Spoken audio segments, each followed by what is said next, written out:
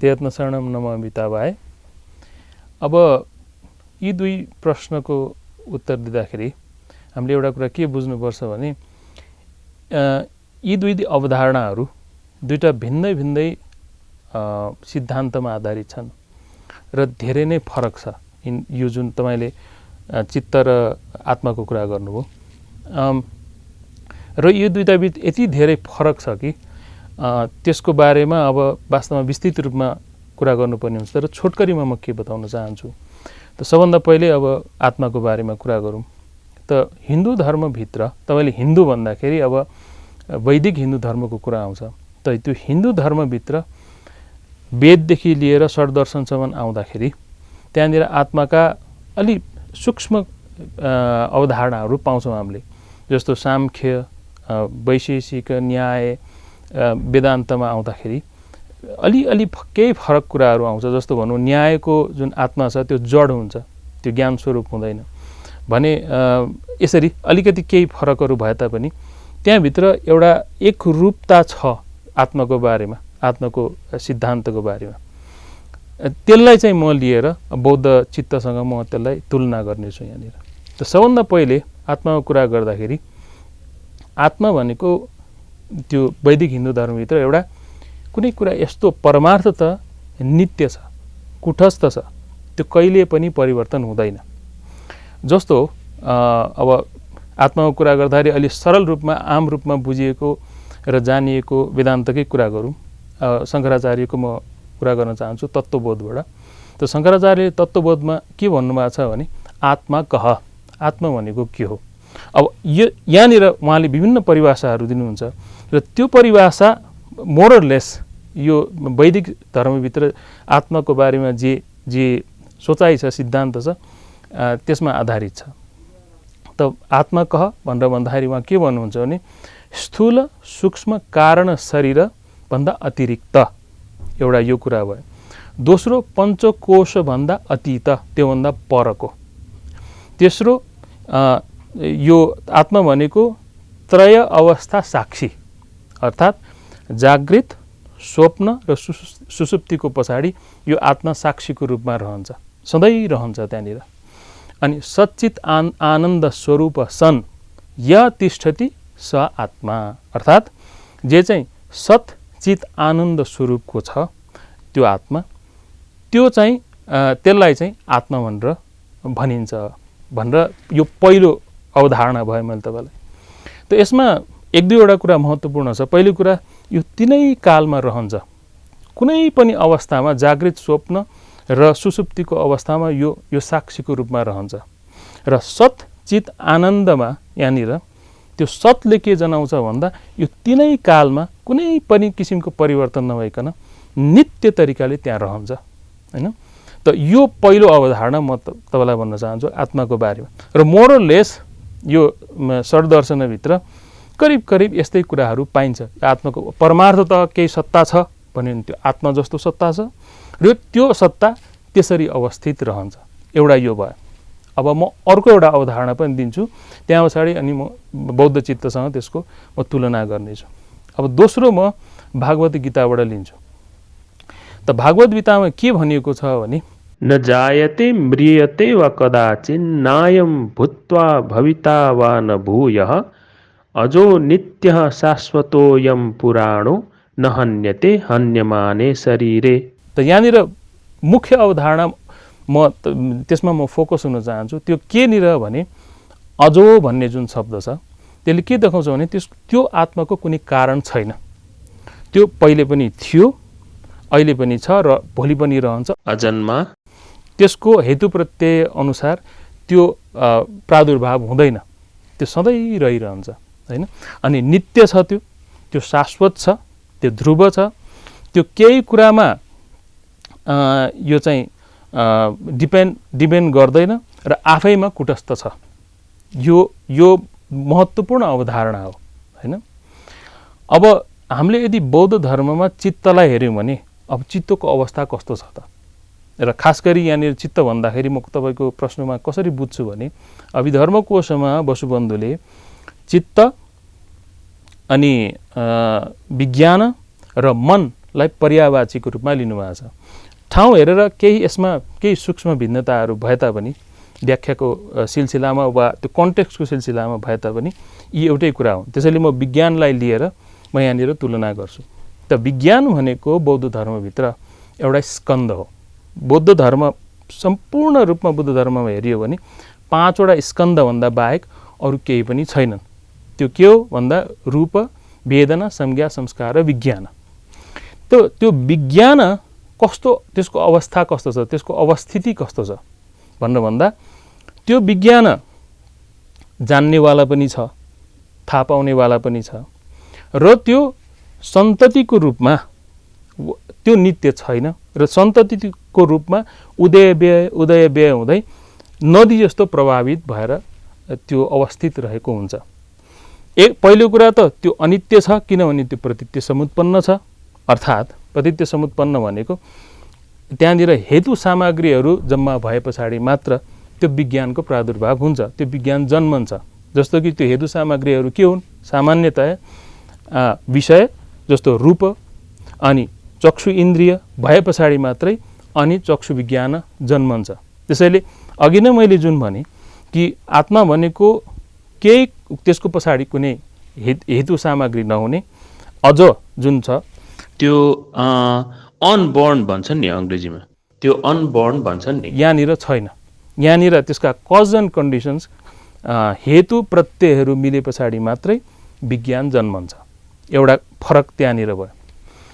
र यो नै जान्नेवाला हो, योभन्दा बाहिर माथि वा तल जान्नेवाला बुद्ध धर्ममा छैन। र यो सन्तति भन्दाखेरि के बुझिन्छ भने, जस्तो म एउटा उदाहरण दिन्छु। आचार्य नागार्जुनको प्रतीत्य समुत्पाद हृदय कारिकामा एउटा उहाँले उदाहरण दिनुहुन्छ, यो सन्तति कसरी अगाडि बढ्छ, चित्त सन्तति कसरी यो जन्ममा वा यो जन्मभन्दा पर पनि अगाडि सर्छ भनेर उहाँले एउटा उदाहरण दिनुभएको छ। त त्यसमा के भन्नुहुन्छ भने स्व अध्याय दीप भनेर यसरी त्यहाँ उदाहरण दिनुभएको छ। यसमा यो कन्टेक्स्टमा कसरी लागू हुन्छ भने स्व अध्याय भनेको जस्तो भन्नु एउटा गुरुको अगाडि बसेर एउटा शिष्यले गुरुले कुनै कुरा भन्दाखेरि जुन रिपिट गर्छ नि, त्यो गुरुले भनेकै पनि होइन तर गुरुभन्दा फरक पनि होइन नि, हैन? जस्तो अब दीपको कुरा गरौँ, एउटा दीपले अर्को दीप बाल्दाखेरि त्यहाँनिर त्यो पहिलो दीप दोस्रो दीप होइन वास्तवमा, तर पहिलो दीपको कारण नभइकन दोस्रो दीप बल्दैन। यसरी चित्त सन्तान एक पछाडि अर्को अगाडि सर्छ बुद्ध धर्म अनुसार र विभिन्न जन्म त्यसले जुन एउटा अहिलेको आम मानिसको भाषामा पुनर्जन्म लिन्छ भनिन्छ नि, त्यो पुनर्जन्म भनेको त्यही हेतु सामग्रीहरू भएर त्यो चित्त सन्तान अगाडि सरिरहेको मात्रै हो, हैन? त यो दोस्रो यहाँ बौद्ध धर्मअनुसार फरक यहाँ के छ भने यो अनित्य छ, पहिलेको जस्तो तिनै कालमा सधैँ रहँदैन र यो परिवर्तनशील छ। त यसरी बुद्ध धर्म र हिन्दू धर्मको यी दुईटा अवधारणा यति धेरै फरक छ। हिन्दू धर्ममा यो शाश्वत छ, नित्य छ, यो कहिले परिवर्तन हुँदैन, यसको कारण कुनै पनि छैन र यसबाट नै सम्पूर्ण कुराहरू, अब जस्तो सत्कार्यवादको कुरा गरौँ वा ब्रह्म विवर्तवादको कुरा गरौँ वा ब्रह्म परिणामवादको कुरा गरौँ, यो चाहिँ संसार कसरी प्रादुर्भाव भयो भन्ने नियमहरू हुन् जस्तो वैदिक हिन्दू धर्मभित्र। त्यो अनुसार चल्दैन। यो त के अनुसार चल्ने भयो भन्दा प्रतीत्य समुत्पादको नियमअनुसार चल्ने भयो, हैन? हेतु सामग्री जुटे पछाडि मात्रै त्यहाँ केही कुरा निस्कने जुन एउटा नियम छ बौद्धहरूको, त्यो अनुसार यो विज्ञान चलिरहेको हुन्छ। दोस्रो फरक। अब अर्को एउटा कुरा गरौँ कि हामीले यो विज्ञान र पाँचै स्कन्धलाई हेऱ्यौँ भने पनि आत्मा जस्तो नित्य काहीँ पनि भेट्टाउँदैन। त यो पाँचैवटा स्कन्धमा न आत्मा छ न यो पाँचैवटा स्कन्ध आत्मा हो र योभन्दा बाहिर र योभन्दा फरक यो संसारमा के पनि छैन। त्यसैले आत्मा जस्तो कुरा छैन भन्न खोज्यो। त्यसैले बौद्धहरू आत्माको बारेमा के भन्छन् भन्दा यो परिकल्पित मात्रै हो। विज्ञान स्कन्धलाई राम्रोसित नबुझेर त्यसको बारेमा, त्यसको अवस्थितिको बारेमा, त्यसको स्वरूपको बारेमा राम्रोसित नबुझेर त्यसमा भ्रम भएको मात्रै हो भनेर बौद्धहरू भन्ने गर्छन्, हैन? त्यसैले अब बौद्ध धर्म र हिन्दू धर्म दुवैतिर भ्रमलाई चाहिँ ज्ञान भनिँदैन, परिभाषा फरक होला दुवैको, तर कमसेकम बौद्ध दृष्टिकोणबाट हेऱ्यो, बौद्ध सिद्धान्तबाट हेऱ्यो भने जे कुरामा भ्रम हुन्छ, जे कुरा ठिकसँग बुझिँदैन त्यसलाई त ज्ञान बनिँदैन। र त्यसरी विज्ञानलाई जानेर त्यसको स्वरूपलाई बुझ्यो भने र पञ्चस्कन्धलाई बुझ्यो भने बुद्ध धर्ममा ज्ञान भयो। होइन भने अब भनौँ न तपाईँले युनिकर्न देखा जस्तो, हुँदै नभएका कुरा देखा जस्तो त्यस्तो कुराको परिकल्पना गरेर चाहिँ मुक्त भइँदैन। त्यसैले यी दुईटा बीच यति धेरै फरक छन्। बुद्ध धर्मको चित्त वा विज्ञान र हिन्दू धर्मको आत्माबीच यसरी फरक छ।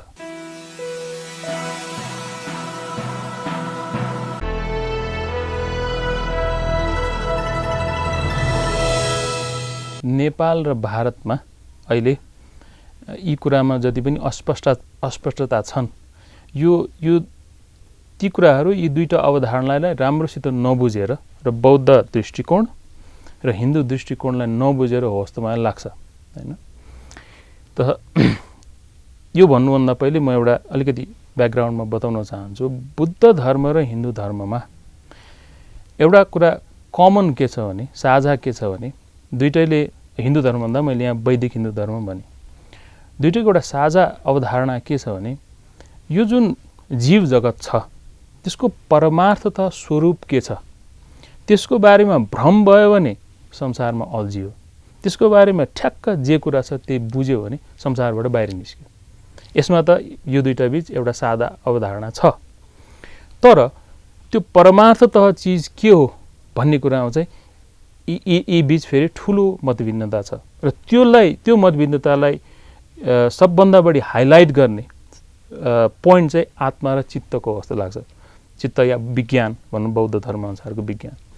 त्यसैले म पहिले भगवान् बुद्धले भन्नुभएको एउटा वचनलाई म यहाँनिर कोट गर्न चाहन्छु। त भगवान् बुद्धले के भन्नुभएको छ भने, उत्पादात् वा तथागतानाम् अनुत्पादात् वा तथागतानाम् स्थिता इयं धर्मता भनेर भन्नुभएको छ। यसको अर्थ के हुन्छ भने, भगवान् बुद्ध आए तापनि वा नआए तापनि जुन धर्महरूको, धर्म भनेको यहाँनिर एउटा प्राविधिक शब्द हो र त्यो प्राविधिक शब्दले के जनाउँछ भने थाहा पाइने र थाहा पाउने जति पनि कुराहरू छन् त्यसलाई धर्म भनिन्छ बुद्ध धर्मले। त अर्थात् छोटो शब्दमा भन्ने हो भने 5 वटा स्कन्द नै सम्पूर्ण यो ब्रह्माण्डका, यो सृष्टिको वा जे जसो भनौँ, सृष्टि त भन्न मिल्दैन किनभने कुनै पनि कुरा कसैले सृष्टि गरेको होइन, तर यहाँ भन्न खोजेको अहिलेको बोलीचालीको भाषामा जे जति पनि यो जीव जगतमा छन् ती सबैलाई समेट्छ।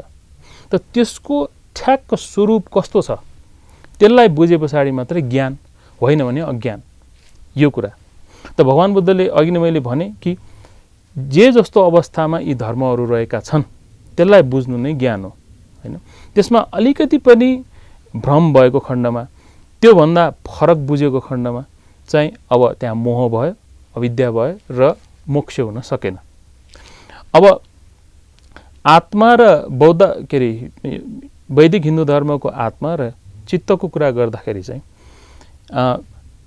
खास गरी आत्माको कुरा गर्दाखेरि त्यहाँनिर बौद्धहरू के भन्छन् भने, आत्मा भन्ने कुरा त्यस्तो 5 वटा स्कन्धमा यो संसारभरि काहीँ पनि छैन। त्यो चाहिँ यो 5 वटा स्कन्धलाई खास गरी विज्ञान स्कन्धको स्वरूप नबुझेर भएको हो, त्योभन्दा अरू फरक केही पनि होइन।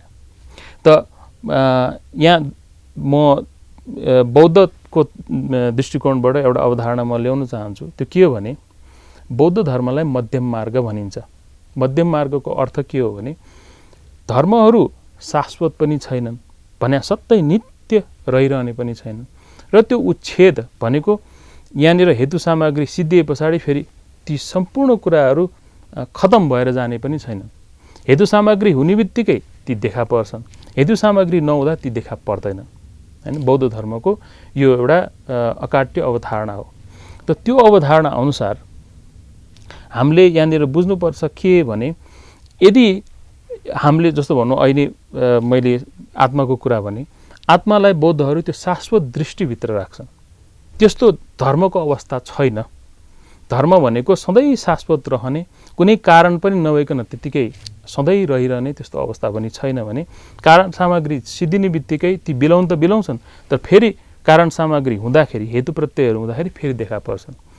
चित्तको पनि यही अवस्था हो र यसलाई बुझिएन, स्पष्टसँग बुझिएन, यो मध्यम मार्ग जुन भन्छन् त्यसलाई बुझिएन भने अनि हामीमा भ्रम हुन्छ।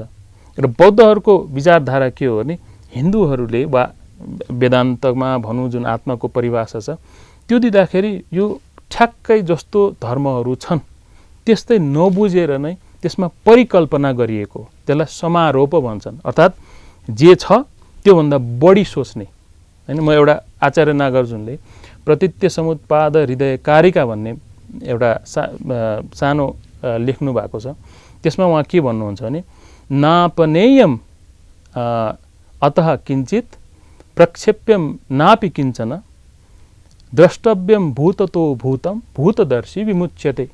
त उहाँले भन्न के खोज्नुहुन्छ भने नापनेयम अतः किञ्चित, त्यसैले यहाँनिर अलिकति पनि कुनै कुरालाई घटाएर हेऱ्यो भने जस्तो छ ती धर्मताको स्थिति जस्तो छ वा धर्महरूको स्थिति जस्तो छ त्यसलाई अलिकति पनि घटाएर हेऱ्यो भने के हुन्छ, हामीले ठिकसँग सम्यक तरिकाले बुझ्दैनौँ ती धर्महरूलाई हैन।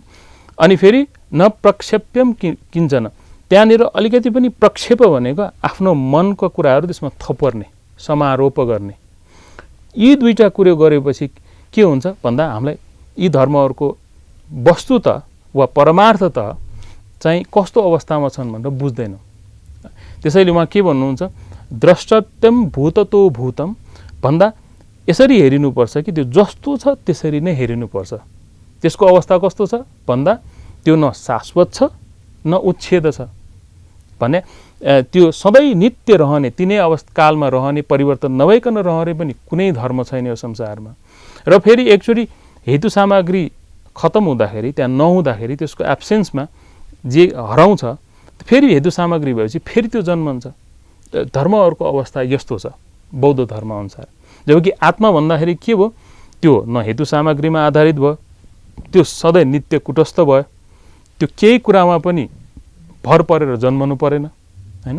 त त्यसरी कुनै पनि यो संसारमा त्यस्ता धर्महरू काहीँ पनि छैनन्, त्यस्तो परिकल्पना मात्रै हो।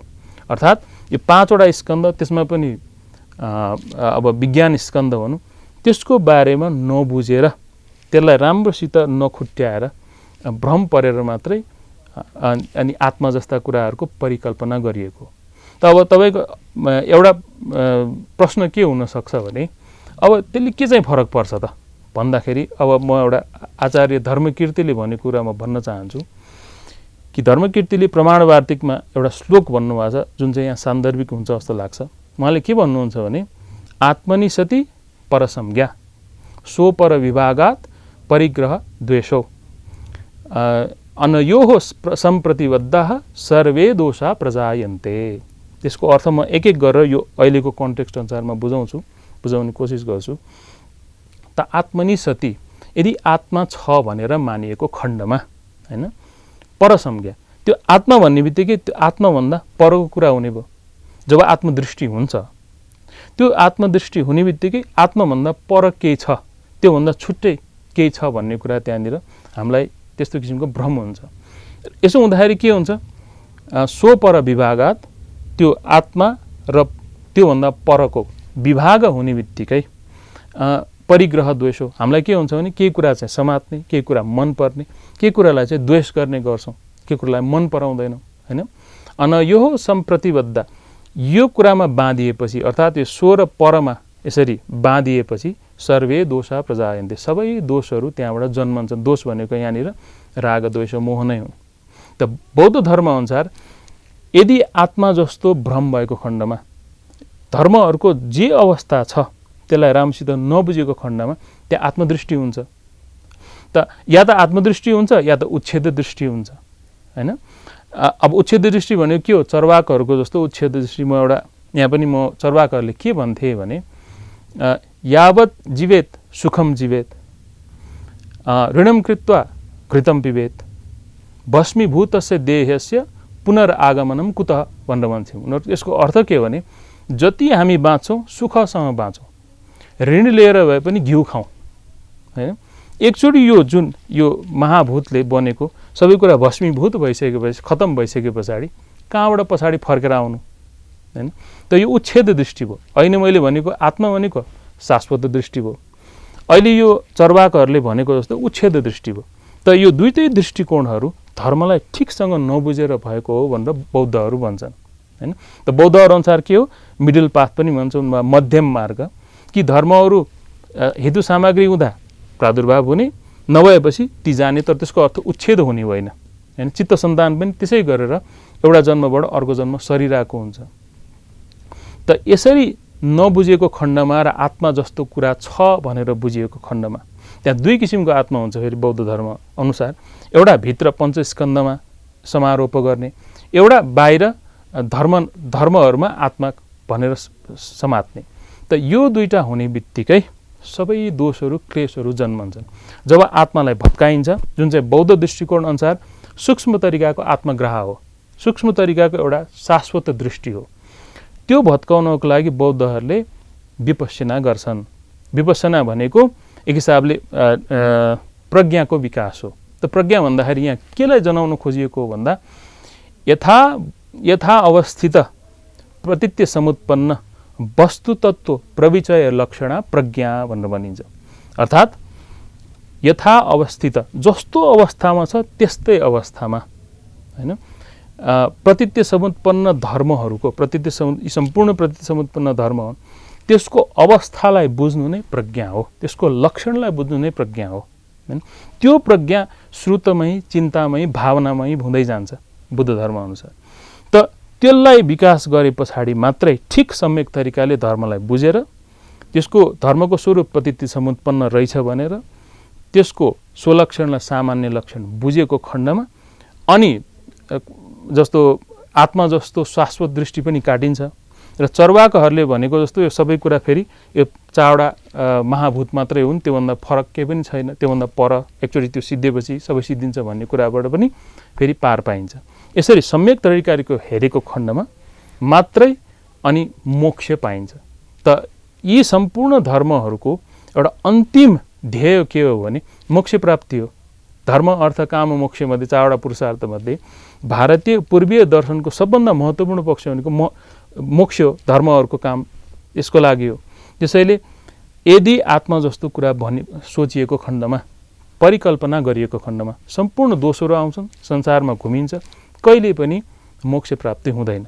त त्यो भएको कारणले बौद्धहरूले यो हेर्दाखेरि सानो कुरा भए तापनि यो कुरालाई सूक्ष्म रूपमा विश्लेषण गरेर भगवान बुद्धले भनेको जस्तो धर्महरूको अवस्थालाई बुझेर अनि मात्रै मोक्ष प्राप्त गर्न सकिन्छ भन्ने कुरामा विश्वास गर्ने भएकोले यो सानोतिनो कुरा होइन, एकदम महत्त्वपूर्ण कुरा, फन्डामेन्टल कुरा हो यो धर्मको लागि चाहिँ।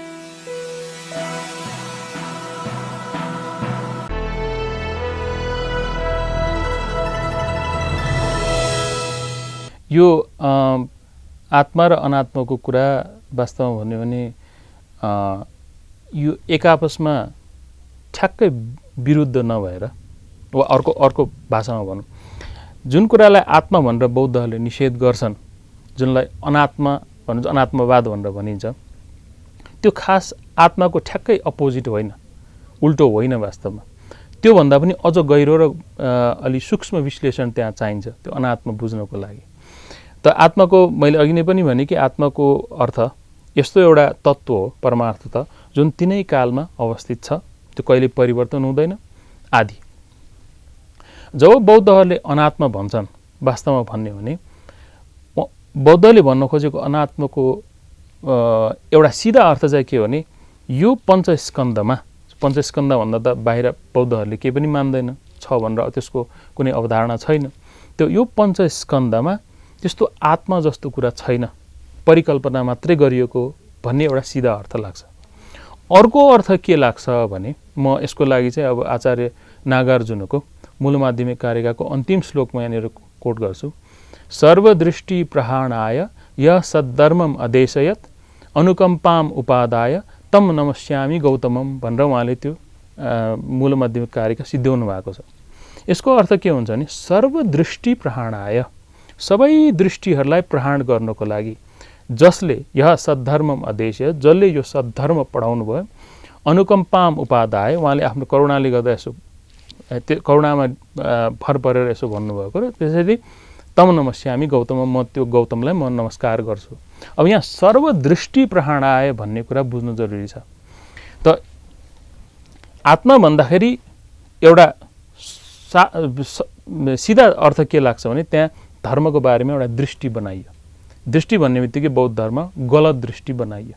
आत्मा जस्तो छ, के अरे धर्महरू जस्तो छन् त्यो नभइकन अर्कै एउटा त्यसमा परिकल्पना गरियो भन्ने कुरा भयो यहाँनिर।